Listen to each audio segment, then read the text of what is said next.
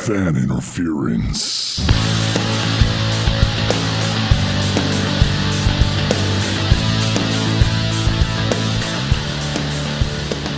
Welcome back to downtown Winston-Salem, another episode of Fan Interference. Everett Hutto's here. Tim Beeman just got here, and so did I. So let's kick this thing off fresh style. Let's go. All right. First up. Awkward. You're awkward. And go. So what's going on here, pal? I mean, you're starting. This is your show. Yeah, I know, but Go. You. The reason I got you aboard is you like to do that bang, bang, bang, bang, bang, and I that's don't good. have bang, bang, bang, bang. I only have bang and bang. Well, then bang and bang and bang. Okay, so Bang, bang, bang. I mean, the news of the week. According to Everett, Well, I mean, it is good. It is good news, but yeah. it's not. I mean, I don't know. It's a pretty slow week. It probably is the news of the week. But the ACC and Florida State and Clemson have reached a settlement. And That yeah, means I don't they're know much out about of court. Okay, I don't know much, but I'm going to just take on your I take. love you. Yeah, I'm going to take on your take, Everett, on this. So go ahead. This is your platform. See, I don't know. I mean, there's a couple of ways you can look at this. The first way to look at it is that Florida State and Clemson got everything they wanted, except out of the conference. So 2 years ago, in 2023, Florida State said, and Clemson, but Florida State mainly, said, we need to make more money. Full stop. We are supporting this conference. Nobody pays attention to the ACC football except for Florida State. Florida State's the biggest brand in the league, and we deserve more money. That's what started the whole thing. They said, we need to make more money or we want to leave to the SEC or Big Ten, who are making more money. To stay competitive, they needed more. And the ACC basically said, no.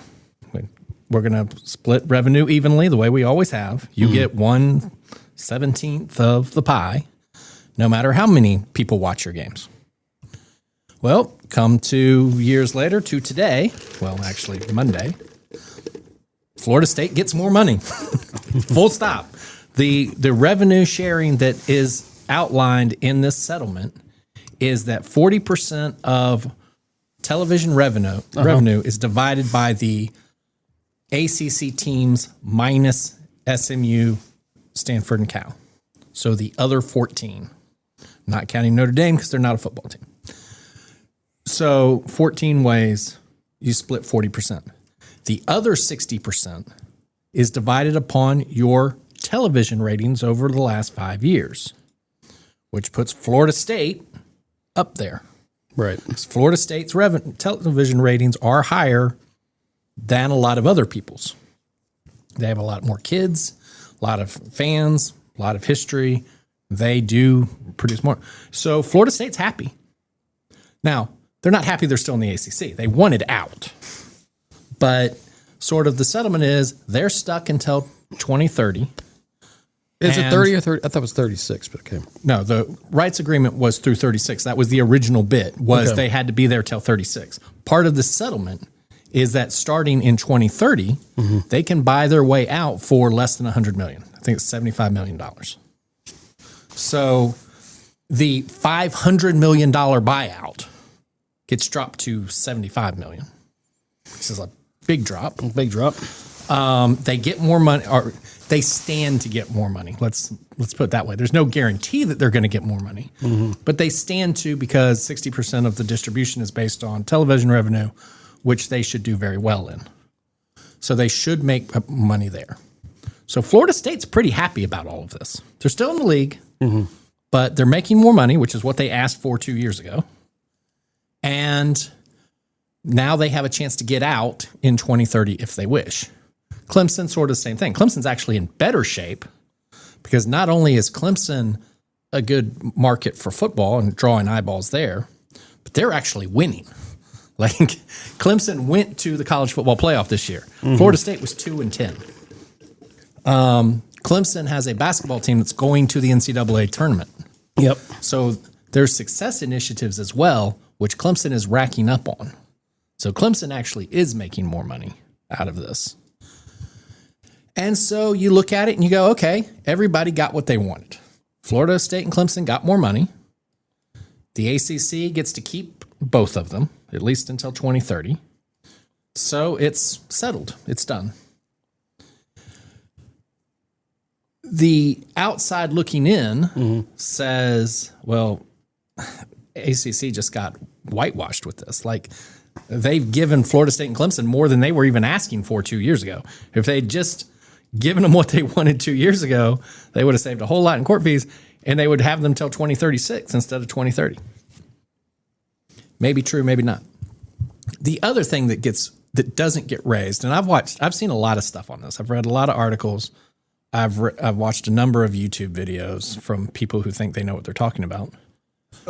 But one of the things that gets me is they all go, oh, well, this is the death nail to the ACC. The ACC will die in 2030. Now for 75, Florida State, Clemson, North Carolina, Virginia, Miami will all leave in 2030. Okay, maybe. I mean, it's possible. But my rebuttal or my question is, how do we even know what college sports is going to look like in 2030? Yeah. Like, there might not be an SEC to run to.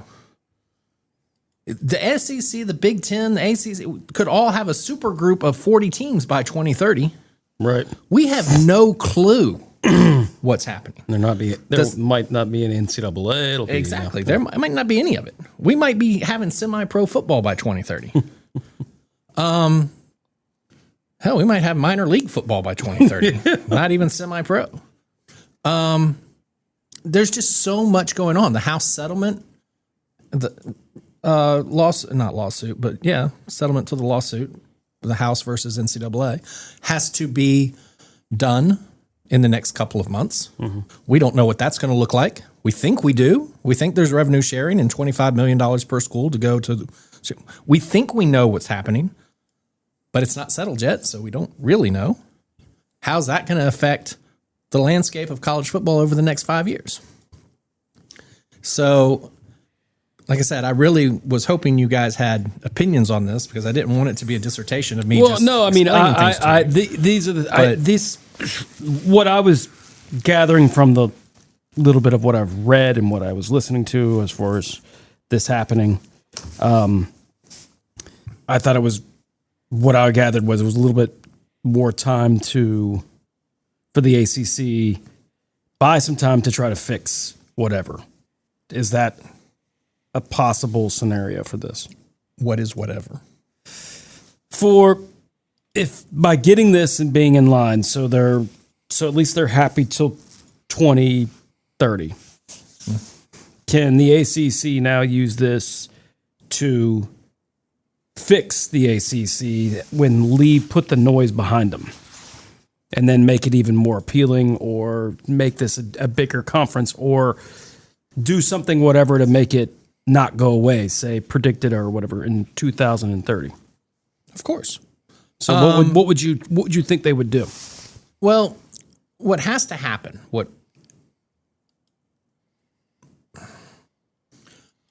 needs to happen is, it's not the league, it's the schools themselves. Okay. The schools have to invest their money in football the way the SEC does. Like, the SEC is not really good in football on accident. They've put tons of money into the schools. And if you look at, let's just take a quick survey of the ACC. How many schools have football like the SEC? Florida State, Clemson, maybe Miami, although Miami hasn't been relevant in years. Like, when was the last time Miami was actually good? When was the last time Miami played for an ACC championship? They flirted again this year, and then... Yeah, but they always crap out. Yeah, right. They Yet fizz out. their brand is so big, and they're like, oh, Miami. They got to go back to Nike. What? I mean,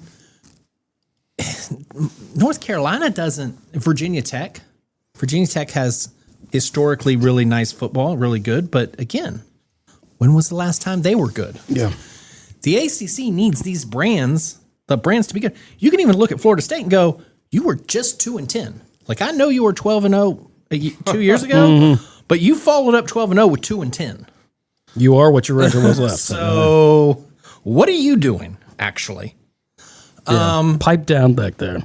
But the problem with the ACC is they've got schools, and I hate to say like Wake Forest, but kind of like Wake Forest, like Syracuse, like Boston College, like even Georgia Tech's better now, that just haven't been that good for a long time. Like Wake Forest has been good recently, had 7 straight bowl games. Well, now Went that's to wiped, one ACC championship, but it's been 3 years since that's happened. Well, now we wipe it all clear. We have a new coach, new regime. Right. But like, Louisville is sometimes good, but they're inconsistent. Well, yeah, remember, they kind of did fizzle out too, like Miami this past year. And you have schools like Virginia. When was the last time Virginia was good at football? When was the last time you even thought about Virginia football? I think it was that time that they played Florida in that bowl, and Florida beat them badly. That was the last time. I just remember. Okay.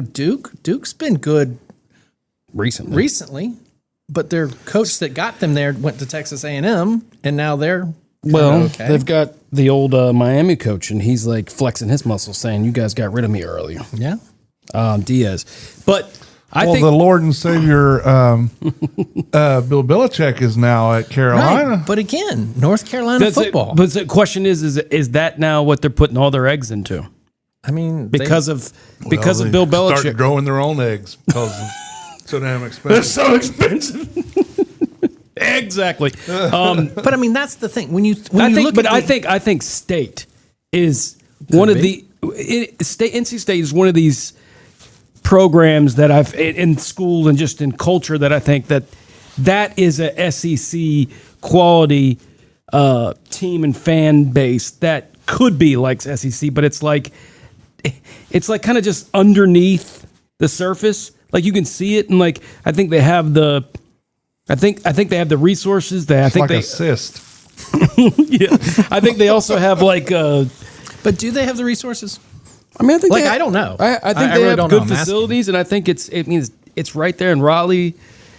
I just feel like I don't know. To me, and this is just being ignorant and just kind of just watching it from afar. I think that NC State is a team that has underachieved.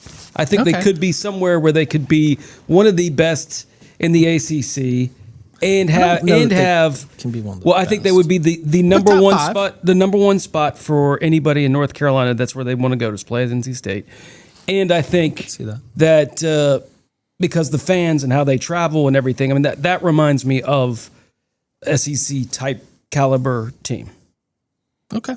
Of all, I mean, I don't. But I feel like they've just been. I feel like they've underachieved, and then in NC State, maybe they're loud on the message board, maybe. But I just feel like you spend too much time on message boards. No, I'm not. No, I don't know if they are, but or they just take it and they're like, okay, well, this is the deal. But I've had my reservations about Doran. I think there's only so much, and I think he's already hit it. And if they really wanted to make a splash, I think they should, like what Carolina did. They got Bill Belichick, or they should have. I don't know. I just feel like that is a team that is under the surface that could all of a sudden, if they get the right people, But you know what North Carolina State's problem is? And this is all sports. This isn't just football. North Carolina State's problem to me is every one of their fans that I've ever really talked to or spoken with, they act like the stepchild. It's Duke and North Carolina in the triangle. And then, there's NC State. And their fan base has that chip of, nobody takes us seriously. We're always the third team. It's always Duke and Carolina. Nobody pays any attention to us. And it's so ingrained in their mentality that it's just, they're always the third kid in the neighborhood, Because they're the quote unquote the dumbest of the schools in there. I don't know that has anything to do with it. I mean, there are plenty of dumb schools that are really good at football. I mean, but I'm not saying people that go to state are dumb. I mean, but I mean, it's a state school. you kinda are. It's large. But I'm It's a- saying it's a going big through like school. Duke and Carolina, I would say they kind of look down upon State as like Yeah. Right. you know. And so So the the point's state made. fans have that chip on their shoulder of nobody takes us seriously. And so they get really excited when they're good. Like when NC State's good at something, like you can look at last year's men's basketball as proof. I mean, I jumped on the bandwagon. They come out of the woodwork. Yeah. Like they're all over the place doing their little hand thing. And the llama. I It don't looks even like a know llama. what it is, but it's something. Alpaca. But Tina, you fat lord. they really do come out of the woodwork. And then when they're bad, like this basketball season, you don't hear anything about them. And I don't know. I'm trying to think of the SEC school that I would compare NC State to. And the one that keeps coming to mind is Arkansas. Mississippi. No, they're better than Mississippi State. Mississippi State's trash. All right. Like, Fair enough. If you're going to kick a team out of the SEC, it's going to be Mississippi State. Like, they're terrible. Honestly, when was the last time Mississippi State went to a bowl game? I think when they had Dak Prescott. Okay, how long ago was that? I don't know. I thought they won the World Series recently. They won a college baseball World Series because they were the last team in. And they got lucky.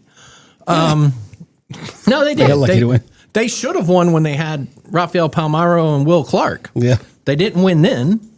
But honestly, Mississippi State, if you list the SEC in order, you're going to get to them around 12th. Yeah. I mean, that's true. I mean, they're like Missouri. Like you forget Missouri's even in the SEC. Missouri had a good football year. I know they did, and they're not bad, but you still forget their that they're in the basketball I league. still programs think of them with as Big 12. Exactly. A lot of people do. Like But when you think of Texas, ready to go for the Big 12. Oh, wait a minute, they're not the Big 12. But I think of NC State a lot like Arkansas. Arkansas has its moments. They've been good before. Mm-hmm. But typically they're hanging around the middle somewhere. And I think that's about NC State. I think they're usually around the middle. Sometimes they're good. Oftentimes they're not. But what we're talking about, going back to this, what the ACC needs to do, they got to get better. Like, you can't be just Florida State and Clemson. Yeah. I mean, I guess you can. The Big Ten is just Michigan and Ohio State. Like, So let me ask you this. State. Let me ask you Penn this State. question. So, like, if say, as the ACC and where we are in college athletics, say if the ACC decides to help out the smaller man to make their conference better, is that a possibility? what? Like, say if the revenue that comes in and it's like, okay, well, look, we can't just be a 2-horse team. So we're going to try to get the parity up. And whether it's, say, if you went 2 and whatever, they might give you this way. Or if somebody needs a little bit, say a loan or something to get more money to get better players in. Yeah, they're definitely not doing that. They're actually doing the opposite of that. So that wouldn't behoove them to make their product better. I'm not saying it wouldn't. I'm just saying this settlement, that whole 60% that's based on television revenue, they're taking away from the bottom. Yeah, I Like get the it. teams Yeah. at the bottom are going to lose money. So no, they're not trying to make it even. They're trying to make it what I think the ACC would like, really, is to be top heavy, to have more than 2, but maybe have 5. Like if they could, in theory, if Florida State, Clemson, we'll say Miami, Virginia Tech, North Carolina, maybe an SMU. If they had 6 really good teams and the other 10 were bad, they'd be okay with that. Because if they had 6 really good ones, your chances of getting into the playoff are better. Right. They need depth. The conference needs depth. They need to raise the bottom. Like the Syracuse's and the Boston colleges need to be better. Because right now, the ACC's biggest problem in football is that let's give an example of last year. Last year, Pitt, I think, was 6-0 or 7-0, and they were playing Duke, who was like 5-1. Yeah. And so Pitt was playing Duke. top of the conference teams. That game was on ACC Network and nobody watched it. Because nobody wants to watch Duke and Pitt play football. That's the problem. That's what the ACC needs to get rid of. Right now, the ACC has such a terrible reputation. Like, if it's not Florida State or Clemson, and Georgia Tech's another, like, Georgia Tech's the sneaky one in all of this. Yeah, they're on the rise. Because Georgia Tech actually led the ACC in viewership last year. Really? Wow. Now, they had two really lucky things happen. They played in Dublin against Florida State on week 1 or week 0. So they got a lot of viewership then because nothing else was being played. They played Georgia on a Friday where they almost won. Mm-hmm. So that was a Friday game when they were the only game being watched on ESPN. And then they had some other good games. They had a good year. They went to a bowl game. So will that now move, like, say, the teams that are at the bottom to have weird day games? Like, yes. Yeah, okay. No, absolutely. If you can play on a Friday and where you're the only game on and you can play somebody good, that doesn't help to play on a Friday against North Carolina A&T. Mm-hmm. You got to be playing somebody that people are going to watch, like maybe a Notre Dame. The other thing the ACC is trying to do to increase viewership is get Notre Dame to play Clemson and Florida State more often. Yeah. Like that game, Notre Dame versus Clemson, Notre Dame versus Florida State, Notre Dame versus Miami. If they can get Notre Dame to play the good teams, Notre Dame doesn't need to play Pitt. They don't need to be playing Boston College. They do play Boston College because it's a historical thing, but they don't need to be playing those teams. They need to be playing teams that you want to watch Notre Dame play. And that's what they got to do. The ACC's got to work on scheduling. They've got to schedule the marquee games at marquee times. Do you think they come out with a schedule a little too prematurely? I feel like there's a lot of things that have to. Well, I think a lot of things haven't even really fell into place yet, and they got a schedule. So I mean, you got to know who you're playing. Well, I know, but as far as time slots aren't. But networks and time slots aren't. You know who you're playing. They can just flex on who they want to televise. Yeah. So you have your schedule. You know who you're playing, but you don't know when you're playing them. Okay. You have the date that you're going to play. Okay. But that can move. It's 2 weeks before the game when the network says what network and what time. Yeah, I do know that the network. So it's only 2 weeks. That's you got to give. You can't wait much longer. No, than not that. No, that's not used. I'm just saying about as But you far can't as change the schedule. You got to play the teams. I mean, I'm just saying, like, once they have we're gonna have a schedule release party or whatever, and it comes out right, like in January. Yeah. I mean, like and like I think Wake just got their coach, so it's like, a lot of things haven't even been put in place. So it's like, yeah, but that's only your conference schedule. That's not your regular other schedule. Okay. That's conference only. Okay. He can schedule non-conference whoever he wants. Non-conference schedules are set by the school. And when is that out? Well, it's usually out a couple of years in advance. Like you usually schedule games Way years too in early. Yeah, because they do contracts on that, right? Yeah, they do. They do Yeah, contracts. because we had to rip up the one with Ole Miss. Right. Because they were too good. Well, they were. And Nobody wanted to lose by 50. And then go to do the Oregon State one. Yeah, because your Oregon State's team you have a chance to beat. Right. And you'd still get good viewership from the Pacific Northwest, somewhat. Really? I don't know. Just saying. I mean, that's the thing. But that's what else can that's they always watch the in thing. Oregon? Again, you're going to have an Weaver. Oregon State Wake Forest game whenever that game is. We could look it up if we wanted to, but we're not going to. Again, who? If you're not an Oregon State, if you're just Joe Schmo, regular college football fan, are you going to watch Oregon State play Wake Forest? If I'm just a regular guy. It depends on depends on what night it's playing. Yeah. It would help if it was a Tuesday because you might watch. So like the MAC time. Yeah. I mean, honestly, I hate to say it, but if that's on a Saturday afternoon, you're not watching it. You're watching Tennessee play Alabama. Well, I usually like put the 4 box up, and I can pick which one I want to watch. and I'll have like say well, that's fine. I mean, you can do that, but I'm just saying the only average, reason that's even in your 4 box is because you like Wake Forest. oh yeah, I mean I'm talking about the average sports fan in Charlotte. That game's probably not in their 4 box if it's on a Saturday. right, It might be but it's if it's close and if it's competitive. I or don't it's think in it was overtime ever or going to be something. that. I mean, because Wake Forest is Well, that's the issue. 6,000 enrollment and Well, and that's the other thing that plays into all of this is enrollment matters. Like if you're Florida State, who's a very large school, yeah, you're going to get more eyeballs. You got more alumni to watch. It's harder for Boston College, Wake Forest, Duke. It's just harder. I mean, you got less people. yeah. Well, I mean, it's.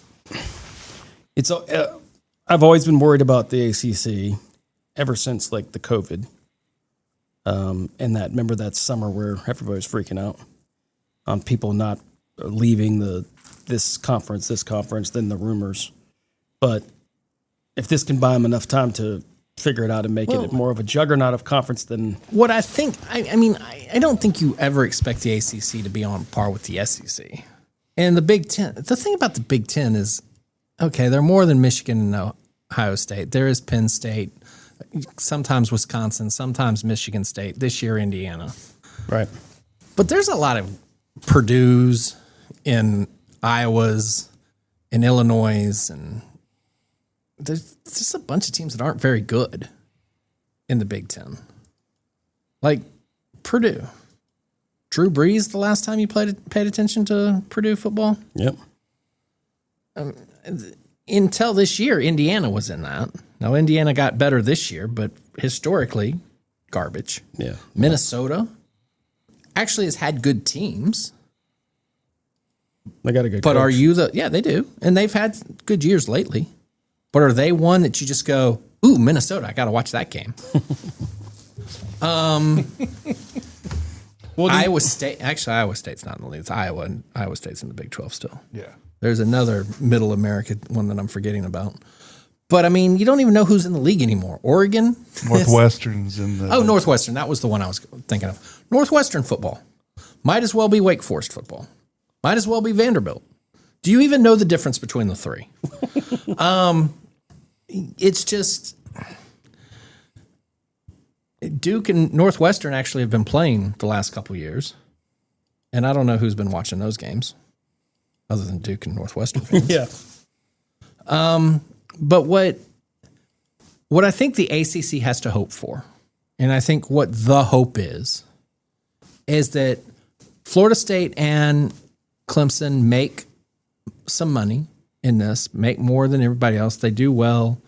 They compete for championships. And they go, you know what? Maybe we should just stay. Like, what's the point in leaving in 2030? Yeah. When we're doing well, we're making close to the same money as the SEC and the Big Ten. How much better is it for us in those leagues, provided they can even get in? Because, by the way, dirty little secret, the SEC and the Big Ten doesn't want them. So maybe they stay. And I think that's what the ACC hopes. I think the ACC's hope is that over the next 5 years, Clemson and Florida State will make more money than they're used to. They'll be making more than everybody else. Mm-hmm. It'll be a close enough number to the SEC and Big Ten where they'll just stay. And that's possible. Right. Not if you're on a message board and listening to Florida State fans, it's not possible. But in reality, it is possible. But again, I keep going back. What's college football going to look like in 2030? Are we even going to have conferences? Are we going to have an NCAA? Are we going to have any of this stuff? So to make a contract through 2036 doesn't even make a whole lot of sense. Yeah, there's a lot of uncertainties. So obviously I hear that the SEC is the top conference, right? Right. Who would be the second? Big Ten. And then ACC, or is something after Big that? 12 and I mean, there's ACC. not a whole lot left. Well, that's the thing, right? You're looking at 4 leagues: yeah. the big SEC, Big 10, Big 12, and ACC. If you ask ACC, they'll say they're third. If you ask the Big 12, they'll say they're third. Mm-hmm. Does it even matter who's third? Again, Big 12 football. What are we even talking about? Who's even in the Big 12 in football? West Virginia. West Virginia's in it. Okay, great. Arizona State won Oklahoma this State. year. Oklahoma State, when was the last time they were good? Barry Sanders? 1985? They've had good years. They're just not like ones that jump over the top. Right. You know, Colorado hasn't been good since 91. I know Dion's hooting and hollering, but I mean, they're still Colorado. They're a lot better when they were a couple years ago. So they're moving up in the They're right moving direction. up, right? They finished second. TCU. I mean, Kansas State is pretty steady. Kansas State is steady, but they're not. They've had, But again, Kansas City is like who? Kansas State is like Georgia Tech. They're good sometimes. they're pretty steady. But I mean, like they're they're never great. They're usually like in the good, and then sometimes they'll have great years. Yeah, but their great year is still 10-2. I mean, they did win the Big 12. They did almost flirt with a chance to go to the playoffs a couple of years ago. So, Right. They flirted with a chance to go to the playoffs. I mean, That means It's a they were lot good. be- I'm it's a not lot saying better it's than- bad, Okay. but you know what? You can say the same thing about Wake Forest. Wake Forest was in the ACC championship game. If they had won that, they would have flirted with the college football championship. was it open then? I mean, it was only gonna be- 2020. That was 19. 20. No, it was a 2021 season. Yeah. That was before COVID. No. When they played When they Pitt. played Pitt? No, it was right at. Was it after COVID? Yeah, I Maybe. swear it was a Could have 2021 been. season. Check that iTunes. Check it all it. becomes. It It does confusing to actually. me. I always think it was before COVID, but it could have been the year after COVID. I don't know. I went to the game, but I don't remember. I might have been drunk. Yep. I heard there was a game. There was. I heard there's a couple games. But again, no, Kansas State's a fine team. There's nothing wrong with Kansas State. But there's certainly not a ratings powerhouse that you would just say, oh my God, I got to watch Kansas State play this week. Yeah. Again, I I'm mean- not talking about me and you. I'm talking about the average college football fan. I mean, there's probably, if you go by that logic, there's probably just a Right. handful of teams. Exactly. There's 10, maybe 20. Maybe you get to 20. Maybe. That you're going to pay attention to. And most of those are in the SEC and Big Ten. Yep. And that's why they're getting the money, and that's why their rights deals are larger than everybody else's. And I mean, if you put Clemson won the ACC this year, if you put Clemson and Arizona State in a game against each other, who wins? I don't know. But again, they were like the 9th and 10th teams in the playoff, rankings wise. I know Arizona State got a bye, but they ended up losing. Made it close with They made it close. They made it interesting in the second half after they were getting boat raced in the first half. Yep. But they figured some things out and made it interesting. I don't know. I mean, I think just to play it where you can clear the noise for a little bit and then you can get them somewhat satisfied and then work on the conference as a whole. But yeah, I mean, I'm definitely. But it's all about it's about what are the schools investing in? Where are they putting their money? Now, Wake Forest, to its credit, says it's putting a lot of money into football. And maybe they are. Like they're certainly putting way more money in football now than they were 2 years ago. Mm-hmm.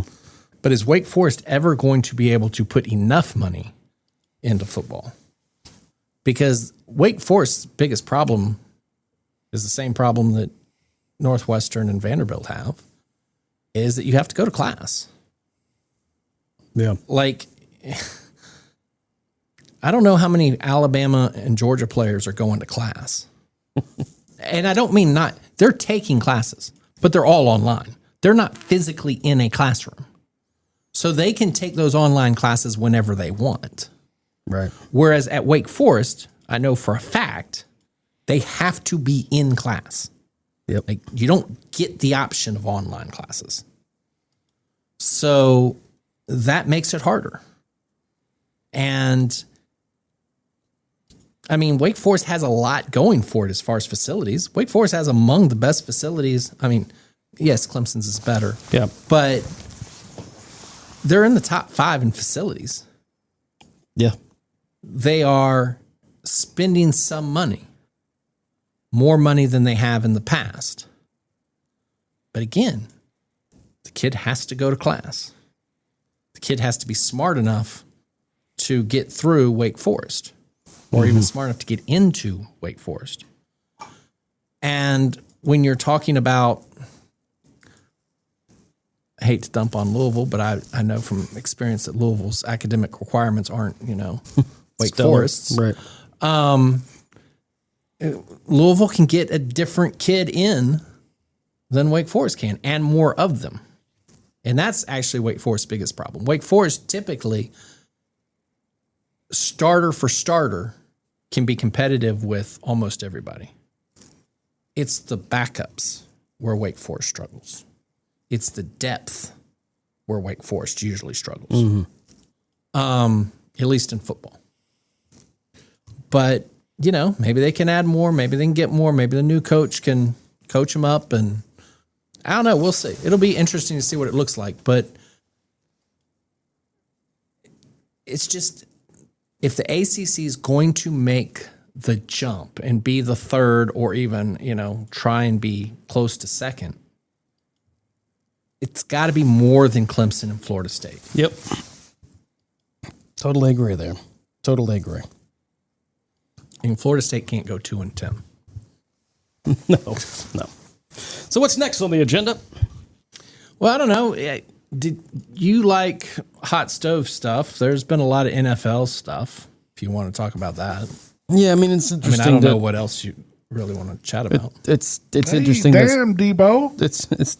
It's interesting how things have are starting to develop, and then with the release of players, what the Eagles did, of course, the rich gets richer.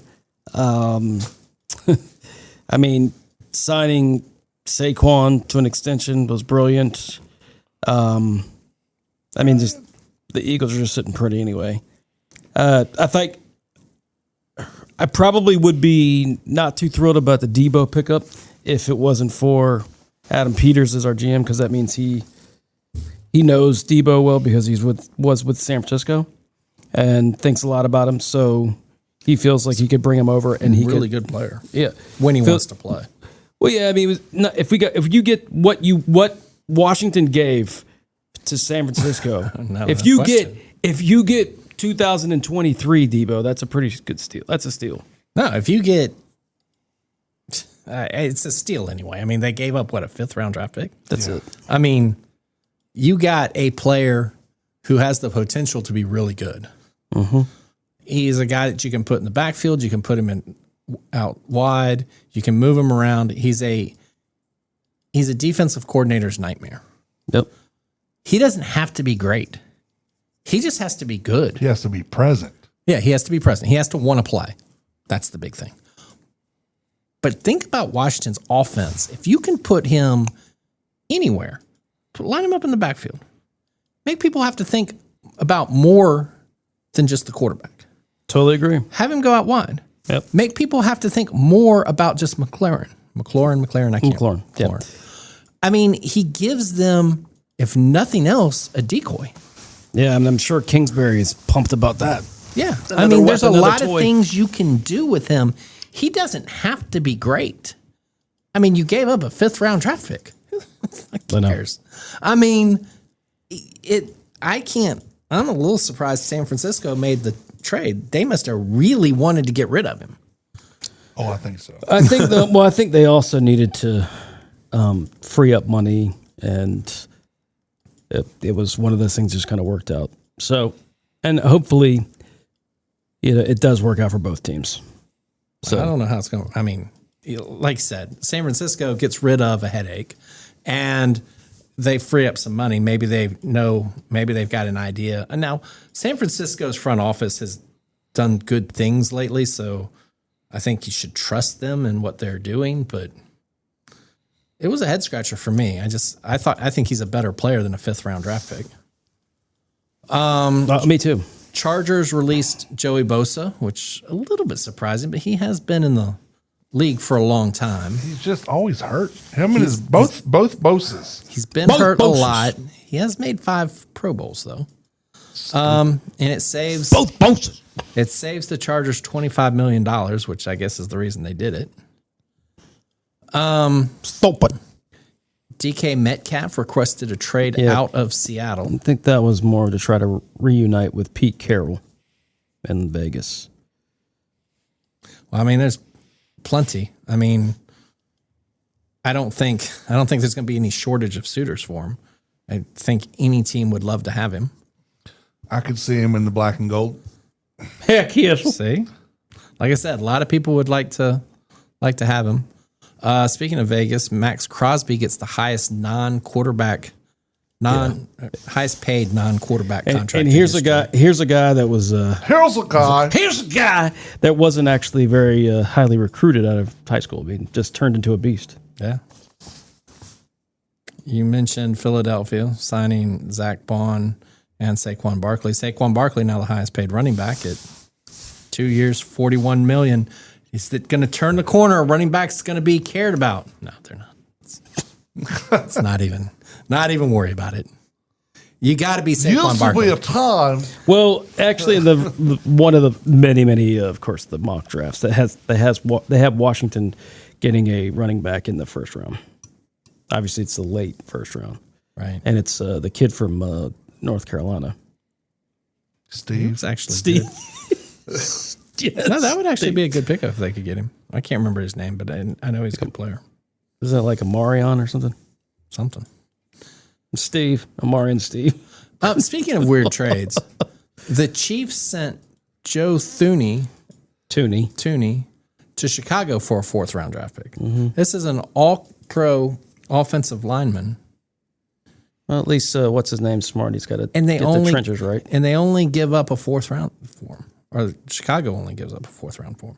And Chicago needs help on the offensive line. I think they should be doing everything they can to improve their line and to get an all-pro for a 4th round pick. I just don't understand these. It's like for a 4th and for a 5th. And it's like these guys are better than that. I was a little thrown. Who's got the first pick? It should be like a Tennessee or somebody, right? Tennessee. Okay. I don't know if that's right. The Giants? Somebody like that. I mean, we could find that out. I think it's Tennessee. Yeah, I think draft order. Let's go with that. Well, that's the actual draft. But so it's Titans, Browns, then it's Tennessee. Giants, Eagles, Patriots, and then Jacksonville Jaguars, followed by the Raiders. The Raiders. And that's the order. That is the order. That's what it is. This is, do you really think? I just went to CBS Sports to find out the draft order, and they've got this mock draft. What'd they say? Well, they've got Cam Ward going as number 1 to Tennessee. Do you think that's right? No. You think Tennessee would pass on Travis Hunter or Shedeur Sanders? I think it's stupid. I'm not quite sure on this quarterback bunch yet this year. Well, I'm not either. And like I said, CBS Sports is reputable. It's just who I clicked on. But I was surprised to see Cam Ward as their first pick. Abdul Carter, number 2. They say Cleveland's going to take 2. So who was supposed to be the number 1 pick? Well, I thought it was Travis Hunter and Shedeur Sanders were the 2 that I heard. But they don't even have Shedeur Sanders in the top 5. They got him going 6th. To who? To the Raiders. Mm. Travis Hunter going 3rd to the Giants. That seems like a little bit of a slide for him. Stupid. I don't know. Like I said, it's a mock draft. You don't. You're gonna pay any attention to it. Drowned by that all the way up to the real NFL draft. I got the Falcons taking a defensive lineman. They need an edge rusher. I don't know if they need him, but they need an edge rusher, no question. Well, it would be interesting to see like how the free agency is going to go with now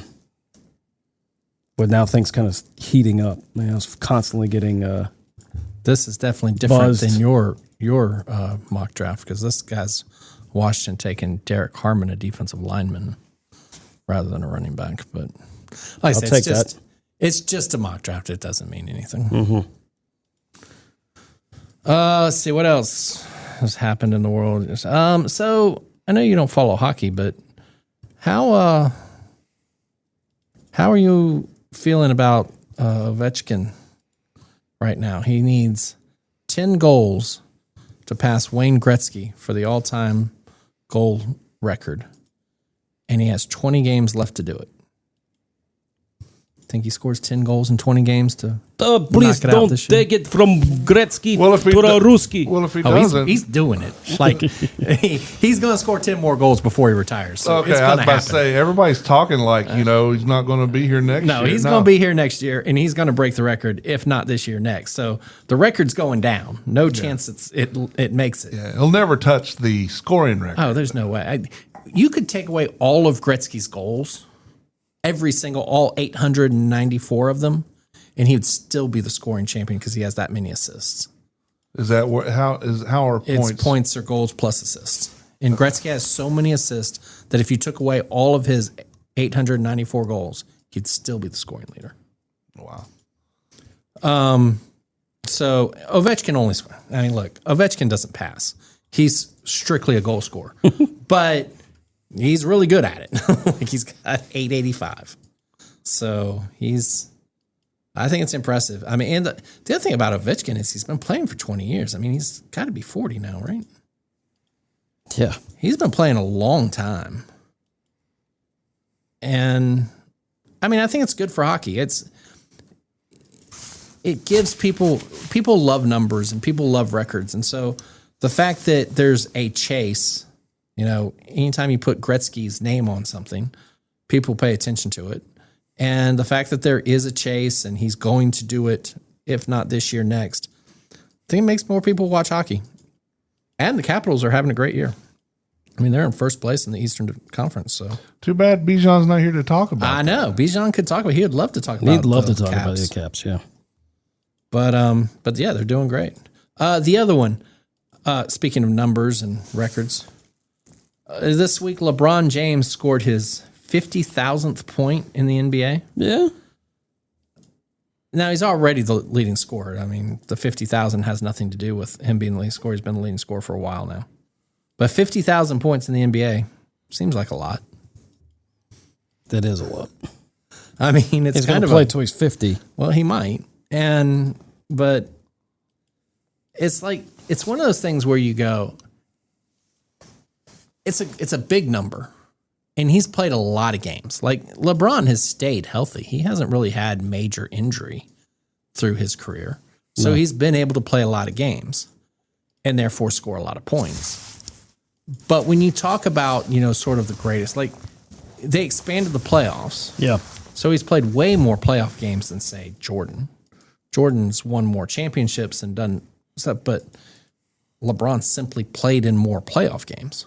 He's a longer career. And he's had a longer career, didn't take time off to play baseball. So he's had a chance to score way more points, even more so than Wilt Chamberlain, who was at one time the greatest scorer, both on and off the court in NBA history. But again, limited playoffs, didn't get as many games in, didn't get the chance to score nearly as many points. Yeah. So how do you feel about 50,000? I mean, I'm not surprised. I'm still, if that's going to persuade me to say that he's the GOAT over Jordan, you're going to be mistaken. But, I mean, LeBron is a once-in-a-lifetime talent, but... I see once in a lifetime? Once in a... I mean, Jordan was in my lifetime. LeBron's been in my I know, lifetime. that's why we're That's so two lucky. people That's in why- my lifetime. That's why we are that so... are once in a lifetime That's people. why we're so fortunate right now. Seems like he's a twice in a lifetime.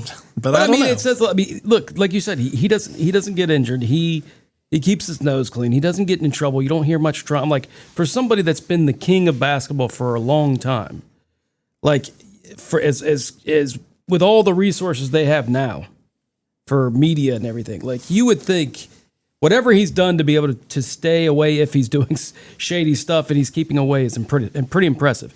On top of the way that he is decided to invest in his health, his nutrition, so he can have a longer career, which is essentially what Chris Paul followed because they're best buddies. So it's to prolong their career, which I think you're going to see more of that as we move on, because they're going to find more science that make you in your diet, nutrition. They're going to have their own with how much money you're making. You're getting these personal chefs. So, well, I think that's a real thing. Like, you talk about the longevity, and you look at, let's just think about older players. And I'm going to go more baseball here because I don't really know about basketball that way. But you always heard of, Babe Ruth, having a hot dog and a beer after the game and, going out and doing stuff. Getting drunk in the and then showing up. 70s, well, in the 70s, you literally had people doing cocaine. Yep. And taking 70s, even in the 80s. Right. Well, yeah. And smoking in the dugout. And smoking in the dugout, always having a cigarette, all this stuff. Jim Leland. Jim Leland. People smoke. The thing, I remember, there's a picture of Arnold Palmer and Jack Nicklaus on a tee box with a cigarette in their mouths. Oh, that used to be just common, right? Right, that's what I mean. Yeah. Not a big deal. But the health and that there is now, all the training, you look at baseball players or basketball players in the 70s and early 80s, they may or may not have been working out. Like, there's a strong possibility they just didn't. Yeah. Like, they were good enough athletes, they just showed up, played, and went to the bar after the game. Yeah. Or went and ate, chicken wings 3 times a week. I think in baseball, no offense, but I think baseball, you can get away with it like Babe, because he could just go around and fraternize till late and then come back. Okay, let's go back to Wilt Chamberlain. That too. What was Wilt Chamberlain doing after the game? He wasn't going working out. No. Oh, he was. He was. He was getting his cardio in. I mean, cardio or come on, girl, let's go. Yeah, that's right. I mean, if the numbers are to be believed. Yep. It's pretty impressive. I'm going to be honest with you. I'm not even mad. I'm impressed. I mean, it's just the whole notion of longevity and taking care of your body and working out and eating right. I'm not saying it's a new thing. It's been around, but it's only really been around since the mid 80s. Speaking of Wilt Chamberlain, I mean, 10,000 women. That's what I'm told. I don't know, but I don't know. I don't know, but I've been told. Speaking of streaks that are ending, we'll hit this last. Speaking of streaks, things. We got streak out of here. Stanford women's basketball. Yeah, what's lost to Clemson yesterday in the ACC tournament. And we both saw Stanford. I thought they had a legit, talented team. What happened? Well, they weren't talented enough, and I know they're that. not. They're not. Well, let me get to the point of the story. Okay, there, pal. They're not going to make the NCAA tournament. Yep. Which is going to be the first time in 36 years that they're not going to make the NCAA tournament. The record, that was the second longest streak, the record of 42 held by Tennessee. Back when Tennessee was Pat Summitt in Tennessee. They were at the summit. And so, so you just ignore it and just kind of hope it goes away. But 36 straight NCAA tournament appearances coming to an end. What your thought? I feel bad for the coach. Yeah. After taking over this year. Yeah. This is what you give you and you just ruin the record. I don't know. I mean, I was impressed with their talent. I'm very surprised that they did not play as well as I thought they would. And Yeah, losing to Clemson, that's one of the teams I wouldn't think they would lose to. And maybe it's the first year. Maybe they're having to adjust to the travel and so well, forth. I think there's a lot to that. Like, your legendary coach, Tara Van Veer, retired. So you have a whole new bit, a whole new deal comes in. Their center, Cameron Brink, went to the WNBA as the number 2 overall pick. So you lost your coach, you lost the number 2 overall pick. Mm-hmm. Your second best player transferred to USC, Southern Cal. And your third best player, your starting point guard, graduated. So your 3 top players from last year's team all gone. New coach, new conference.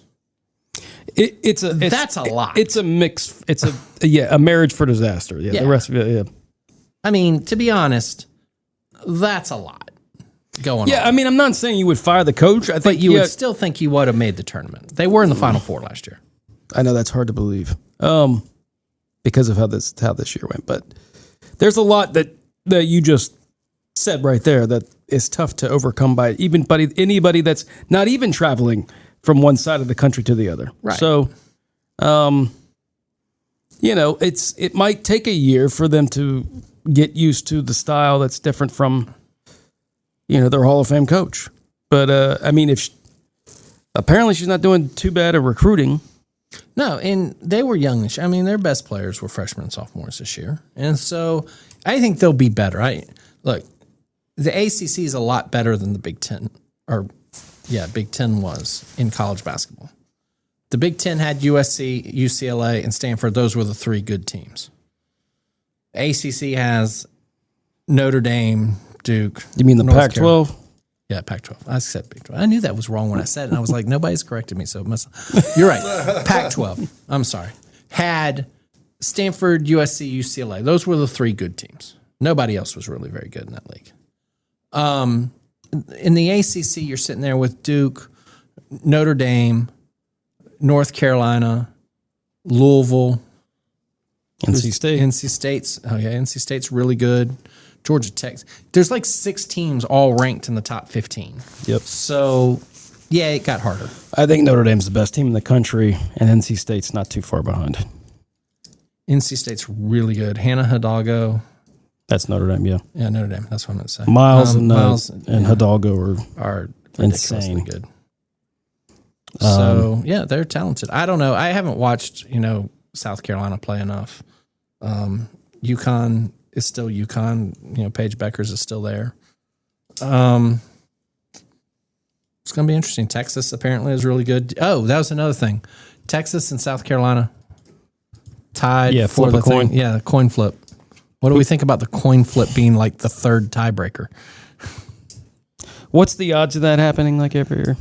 I mean, it's much better if it's only the 3rd tiebreaker. Most of the time, it's like the 10th tiebreaker. Yeah.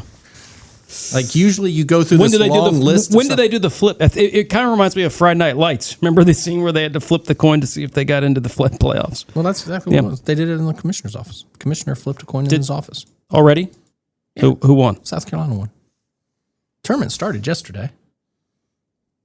Oh, yeah. Okay. I mean, they had to do it pretty quickly.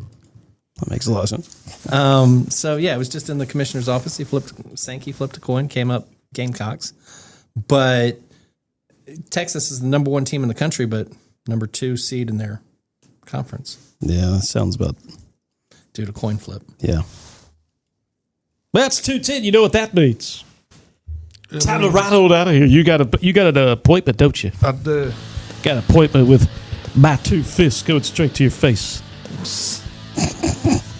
All right, for Tim Beeman, Everett Hut, Tom, Ty Collins, it's been another episode of Fan Interference. We'll see you next week, hopefully, right? All right, we'll get on out of here. See ya.